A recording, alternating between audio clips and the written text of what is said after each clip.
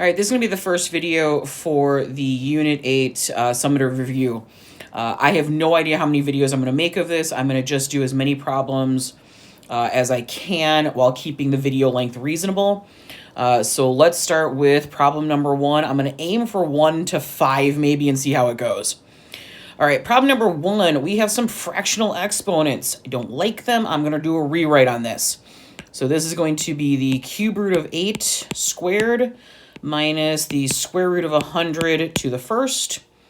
So let's simplify this up. The cube root of 8 is 2. We're going to have to square that. The square root of 100 is 10 raised to the first. 2 squared is 4. Minus 10 to the first is 10. 4 minus 10 is negative 6. All right. Number 2. Oofed. All right, let's simplify this mess up.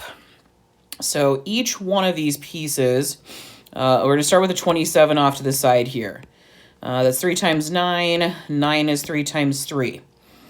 So let's see. I'm going to do parts of this. I'm going to have 3, 3, and 3. I am not writing out 12 W's here, but I'll talk about it. Let's see, p to the second, and again, I'm not going to write out n to the 8th. We are, of course, dealing with a cube root here. So numerically, I'm going to be looking for groups of 3. So I have 3 3s. We're going to pull all of them out. Now, instead of writing out 12 W's, here's what I know. 12 divided into groups of 3 means I would have W to the 4th. All right, there are 4 groups of 3 within this set. So that's perfect division. If I try and take, looking for groups of 3, I only have p to the second. That means that is going to stay underneath the cube root. So there's nothing I can take out here. Now, this one's kind of a mixture. I'm going to have part that I can take out, part that I can't. So I have n to the 8th. So how many times does 3 go into 8? That is twice. All right. So, whoops, I'm trying to grab that piece so I can slide this over just a touch. So 3 goes into 8 2 times. 3 times 2 is 6. And then there would be, whoops, right with a pen, 2 left over. Okay, if you want to see that visually, because I think it was a little bit clearer with the W's and the P's. All right, I keep changing that. So 1, 2, 3, 4, 5, 6, 7, 8 of them. And I'm looking for groups of 3. So I have a group of 3, a group of 3. So there were 2 groups of 3 here. That's what comes outside the root. And then the 2 that were left over stay inside the root. Now, you could do that same thing for the W's and the P's. Again, I am not going to, because I think it's easier to just talk through those. If you need the visual, do the visual. All right, part 2. This time we're dealing with a square root. Numbers are much smaller and easier to work with. All right, so let's break up that 12, 2 and 6, 2 and 3. All right, so let's see what we got here. We got a 2, a 2, and a 3 for the 12. 1, 2, 3, 4 x's, 1, 2, 3 y's. And a square root, all right, this is a square root here. You're looking for groups of 2. All right, so I have a pair of 2's, a pair of x's, another pair of x's, and a pair of y's. So everything that pairs up outside the root. So a pair of 2's, 2 pairs of x's, so x squared, 1 pair of y's. Everything that didn't pair up stays underneath the root. So that's going to be the single 3 that's sitting here and then the single y sitting here. Now, if you want to do the same work that we did in the last problem, remember that this is a index of 2. So once you get past the number part, right, the 2 and the 3, how many times does 2 go into 4? That's twice evenly. So there's no more x's inside here.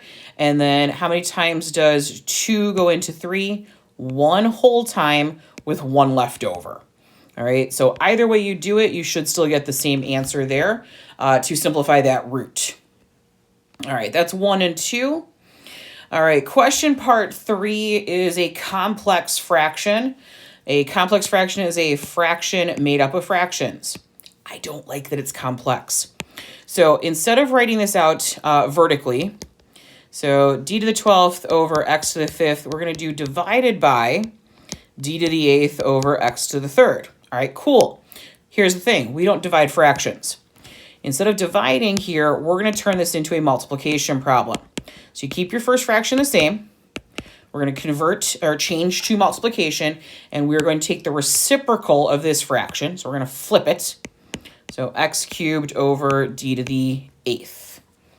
All right, we've got some d's in the numerator, d's in the denominator, x's in the denominator, x's in the numerator. So if I combine these, we've got 12 d's in the numerator, 8 d's in the denominator. That means I've got more of them in the numerator. Subtraction to get you the 4 more. I've got 5 x's in the denominator, 3 x's in the numerator. I have more x's in the denominator, 2 more. So I'm doing a kind of modified version of quotient rule. So 12 minus 8 got me the 4 that are left over. 5 in the denominator minus the 3 in the numerator keeps 2 in the denominator. And yes, you do want to make sure you're writing these with positive exponents. All right, number 4. Oh, the factoring.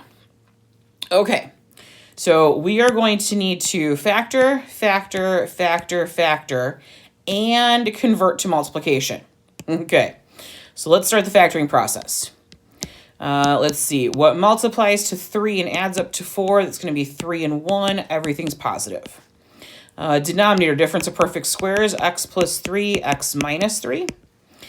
Now, I'm going to do 2 things at once here. I'm going to keep factoring this, but I'm going to convert it to multiplication. So this is going to become multiplication, and we're going to need to flip that fraction over. So the factored form of this denominator, which is you're going to factor to GCF, so x minus 3 is what moves into the numerator of our fraction, right? This moves up to the top because we made a multiplication problem. Then this factor set, let's see, what multiplies to 4 and adds up to 5. So let's see, x plus 4, x plus 1, that moves down into the denominator. And now that this whole mess is in multiplication form, I can look to cancel out common factors. So let's see, the x plus 3 there takes out x plus 3 there. The x plus 1 here takes out x plus 1 there. X minus 3 takes out x minus 3. Now, the single x here absolutely cannot cancel out that x because this x is attached to a plus 4. So what do you have left over? Well, you have x over x plus 4. Lots of factoring there. Okay. And last one here. I'm asking you to simplify here, so we need a common denominator to add these 2 fractions together. That common denominator is going to be 10. So how do I get from 2 to 10? I multiply by 5. That means I got to take this numerator times 5. So it's going to be 20x plus 15. How do you get from 5 to 10? You multiply times 2. We're going to multiply that times 2, so 6x minus 16. And now that I have common denominators, I can add those 2 fractions together. So we keep that common denominator of 10. I've got 20x plus 6x, so that's going to be 26x. And then I've got 15 plus negative 16. 15 minus 16 is negative 1. I cannot reduce that fraction at all, so that is the simplified version. All right, this is where I'm going to cut video number 1 at. So that was questions 1 through 5. I will come back and continue with more questions. But as always, if you have any questions or concerns, let me know.